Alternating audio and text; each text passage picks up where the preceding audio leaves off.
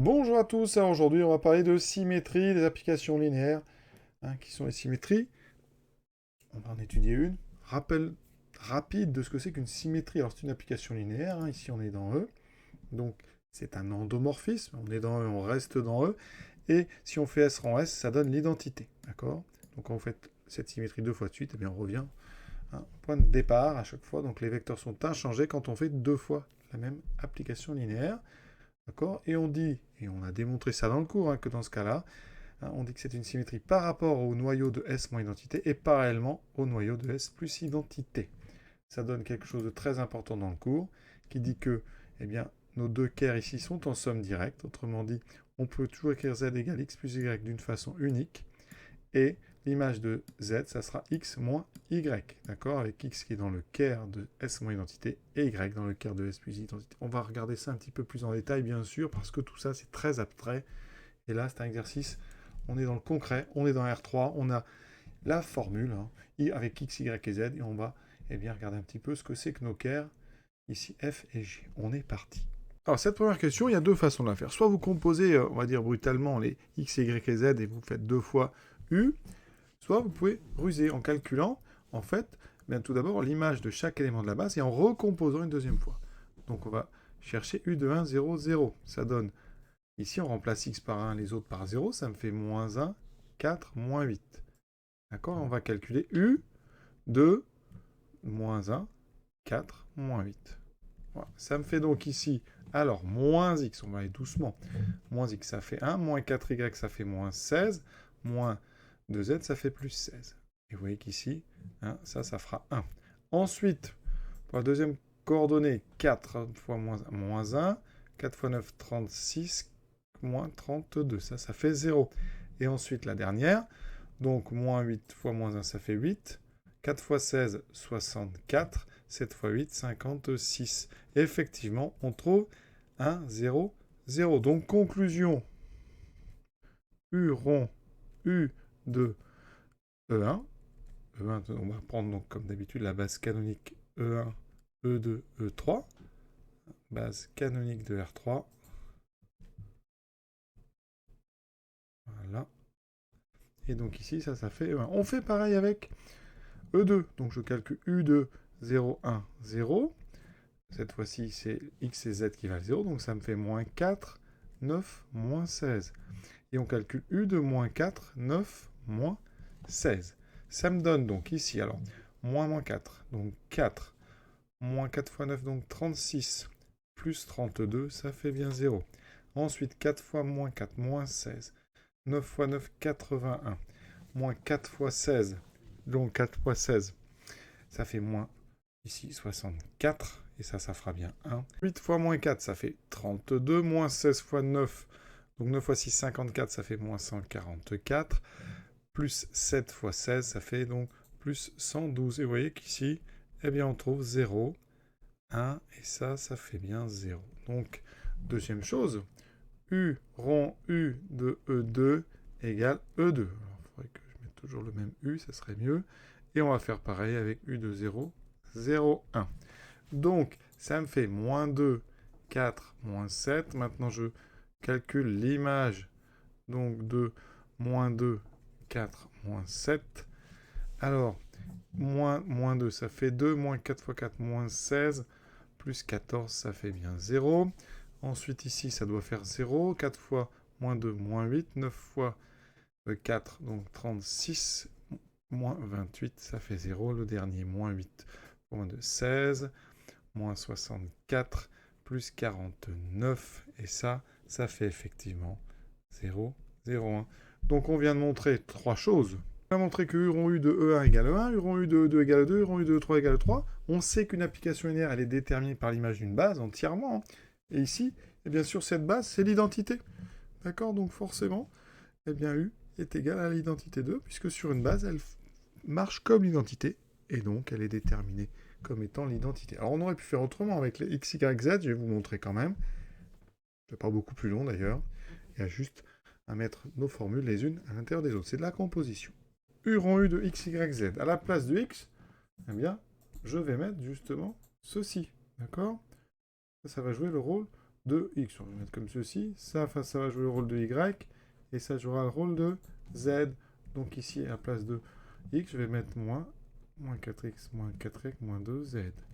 Ensuite, ici, à la place de moins 4y, le y, je vais remplacer par 4x plus 9y plus 4z. Et à la place de moins 2z, je fais moins 8x, moins 16y, moins 7z. Voilà. Ça va être ma première coordonnée. Et on va faire pareil avec l'autre. Alors c'est un petit peu long à écrire, donc je vais les écrire comme ça les unes sous les autres, ça sera plus facile pour la suite. Donc 4 fois x, je mets donc ici, ceci à l'intérieur. Ensuite, plus 9 fois y, j'ai déjà y juste au-dessus. Plus 4z, donc moins 8x, moins 16y, moins 7z. Et dessous, on va faire pareil. On aura moins 8x, moins 16y, moins 7z. Voilà. Et après, il faudra développer tout ça et montrer que ça donne bien x, y et z. Donc je recopie quand même ce qu'il y a dans les parenthèses. Voilà, il y a pas mal de multiplications à faire, mais on va s'en sortir. Alors ici, il faut quand même faire attention, parce que moins de calcul, et puis il faut tout refaire. Alors, qu'est-ce que ça donne? Alors, on va faire dx. Moins x fois moins x, ça fait x. Ensuite, ici, j'en aurai moins 16x. Moins 2 fois moins 8, plus 16x. Donc là, effectivement, j'ai bien x. Ensuite, les y. Moins 4, plus 4y. Moins 4 fois 9, 36y. Ici, plus 32y. Donc ici, tout s'annule. Les z, moins 2, plus 2z. Moins 16z. Moins 2, plus 14z. Effectivement, ça s'annule. Donc vous voyez qu'il me reste ici que le x. La deuxième, alors on va faire le bilan au fur et à mesure. Donc ici, j'ai bien x. La deuxième, donc les x, moins 4x, plus 4 fois 9, 36x, moins 32x, tout s'annule. Les y, moins 16y, plus 9 fois 9, 80y, moins 4 fois 16, donc 64. 64 et 16, ça fait 80, il reste un y ici. Et ensuite les z, moins 8z, plus 4 fois 9, 36z, 4 fois 7, 28, moins 28z, tout ça, ça s'annule. Et vous voyez qu'il me reste ici y. Et maintenant le dernier, donc 8x, moins 4 fois 16, 64x, plus 56x. 56 et 8, 64, ça s'annule. Plus 32y, 16 fois 9, donc on l'a dit tout à l'heure, 144y. 7 fois 16, donc on avait dit que ça faisait 112.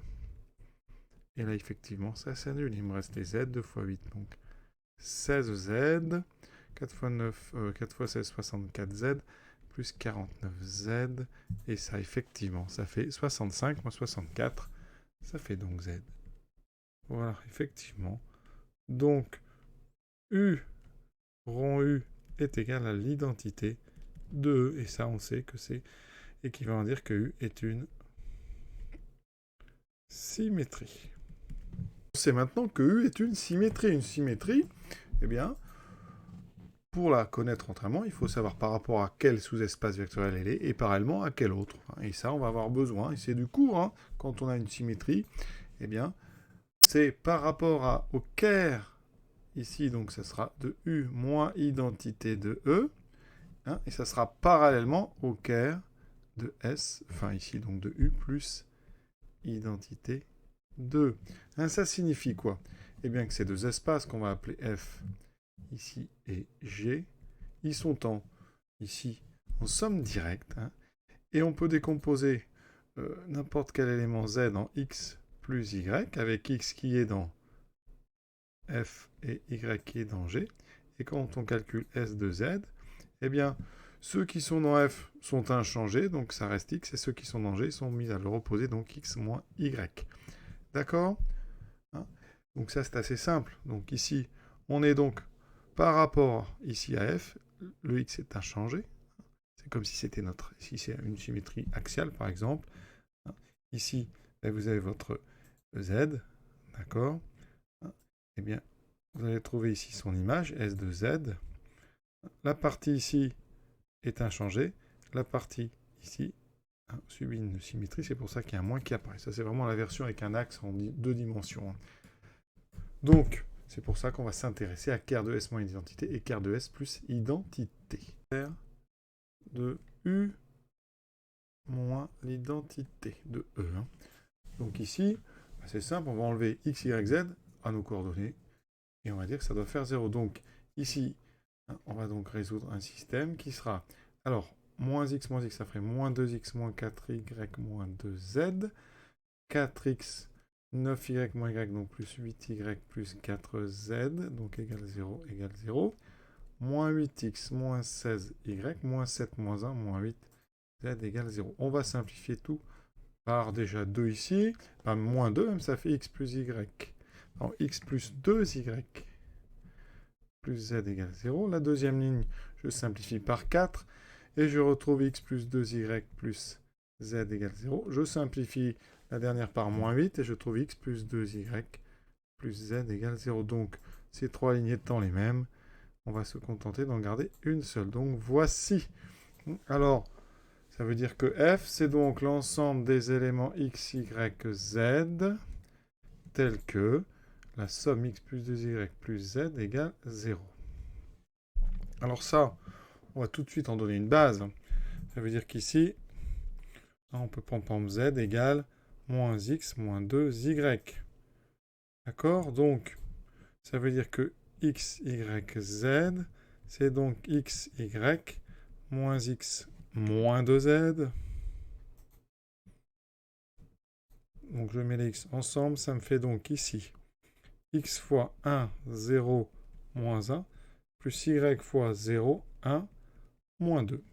Donc, on a notre base. Hein. Base de ker de U moins identité.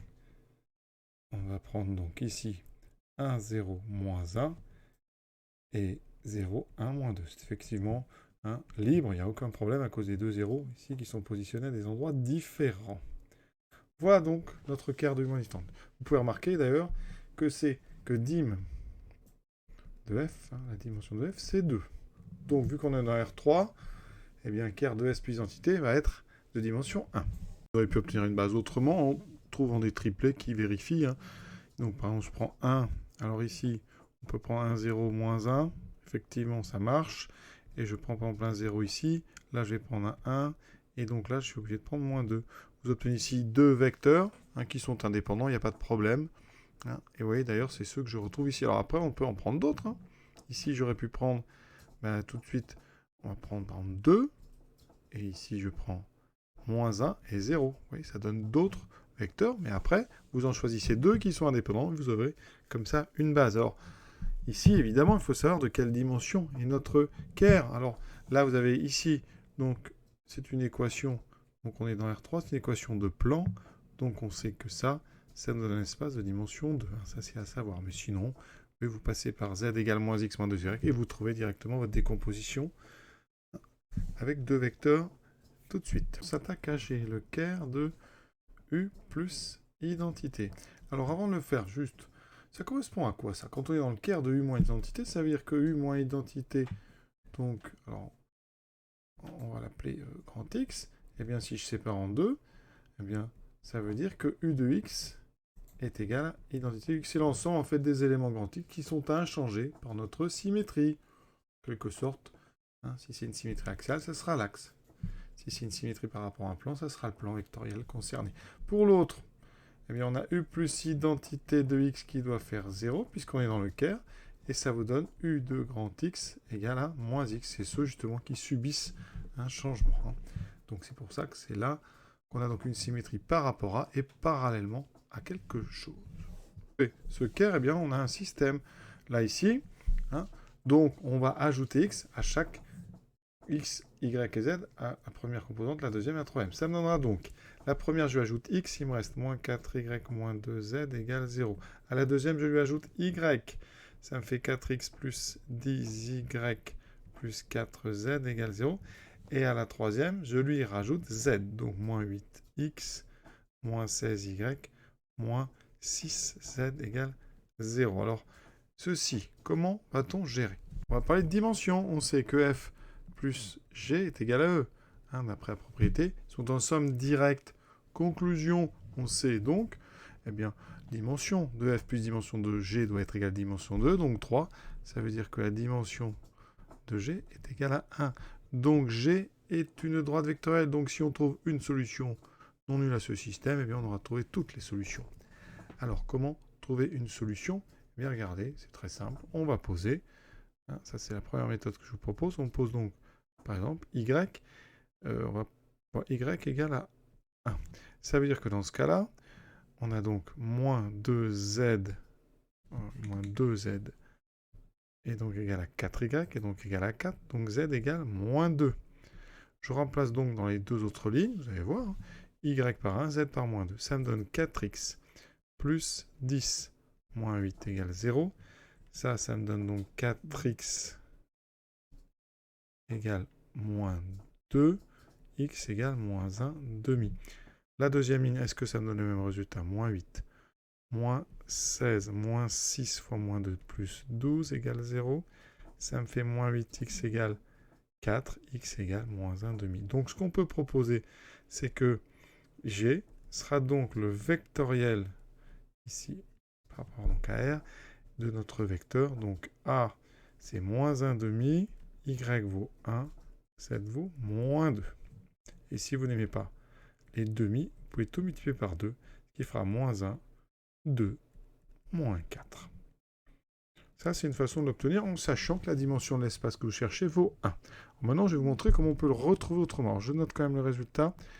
G égale vectoriel donc de moins 1, 2, moins 4. La ligne nous dit que z égale moins 2y. Donc, je substitue dans la deuxième et la troisième z par moins 2y. Ça me donne 4x. Donc 10y moins 8y, ça me fait donc plus 2y égale 0. Ensuite, la dernière ligne me donne moins 8x, moins 16y. Ici, donc plus 12, moins 16 plus 12, moins 4y. Conclusion. Z égale moins 2y. Et vous voyez bien qu'ici, à chaque fois, eh bien, je vais trouver y égale moins 2x. D'accord? Et donc, conclusion, eh bien, ça veut dire qu'on aura x moins, alors pardon, c'est y qui sert de référence, donc ici, x, ici, moins 2x, et pour z, donc moins 2y, ça fait donc 4x. Donc on a ceci. Et ça, si vous factorisez par x, ça fait 1, moins 2, 4. Et c'était exactement ce que j'ai trouvé, alors pas exactement, pardon, hein, il y a une histoire de moins 1, donc vous pouvez multiplier l'élément qui engendre par moins 1, ça fera 1, moins 2, 4, et vous retrouvez eh bien, ce que j'ai trouvé en résolvant le système. Hein. Donc important parfois de savoir quelle est la dimension de nos sous-espaces vectoriels pour éviter trop de calculs. Quand on sait ce qu'on cherche, on peut le trouver beaucoup plus vite. On verra un petit peu plus tard, quand on attaquera finalement les matrices, c'est que si on se place donc dans la base bêta 1, hein, qui sera donc engendrée par, alors je vais les appeler ici, on va appeler epsilon 1, epsilon 2, epsilon 3, si je prends bêta 1, donc la base epsilon 1, epsilon 2, epsilon 3, eh bien, mon application U, hein, mais dans bêta 1, eh bien, elle a une forme très simple, d'accord? Parce que U2, dans ce cas, je vais appeler grand X, grand Y, grand Z, eh bien, on sait que X, grand X et grand Y sont des éléments de grand F, donc ils sont inchangés, en fait, par notre application linéaire, donc ça va rester grand X, grand Y, et eh bien, notre Z ici, donc c'est l'élément de le troisième élément de la base, il est donc dans le Ker de U plus identité, c'est lui qui est mis à l'opposé, donc ici on aura moins Z. D'accord? Et donc vous verrez que matriciellement, la matrice qui correspondra donc à U dans la base bêta 1, d'accord, eh bien elle sera très simple. Ici les deux premiers seront inchangés et le dernier aura un moins 1 ici. Mais ça, c'est le chapitre qui nous attend. Plus géométriquement, comment on peut illustrer ça rapidement? On va se placer. Donc ici, dans la base epsilon 1, epsilon 2. Donc, eh bien, f, c'est donc ici le plan déterminé par ces deux vecteurs. Ensuite, on va placer notre droite vectorielle. Alors, ici, je ne vais pas la mettre orthogonalement, hein, parce que c'est toujours l'idée qu'on se fait des symétries. Hein, on peut avoir une direction qui n'est pas orthogonale aux deux autres. Par contre, mon vecteur E3 n'est pas du tout dans le plan déterminé donc par epsilon 1 et epsilon 2. Donc, qu'est-ce qui se passe? Eh bien, quand on a un vecteur qui se décompose dans cette base, par exemple, ici, je vais prendre ce vecteur. Imaginez, je le projette sur le sol. Alors, il faut le projeter donc dans la direction de E3. Voilà. Tu arrives ici, c'est-à-dire que votre vecteur se décompose en ici, donc un vecteur sur une composante sur E1, ensuite une composante sur E2, et vous avez une composante verticale, donc ici on va imaginer qu'on arrive ici. Donc votre vecteur jaune, il se décompose dans la base epsilon 1, epsilon 2, epsilon 3 pour les trois représentants que j'ai fait en vert. Eh bien, qu'elle va faire la symétrie? Elle va laisser inchanger les deux vecteurs epsilon 1 et epsilon 3 et elle va changer le sens de celui-ci. Donc, il va donc mettre un moins sur le vecteur, sur la composante en E3. Ce qui fait votre somme vectorielle. Alors, je vais essayer de la tracer. Eh bien, donc ici, horizontalement, on est toujours là. Et il va falloir lui ajouter. Donc ici, voilà. Mais au lieu d'aller vers le haut, ici, eh bien, je vais me déplacer vers le bas.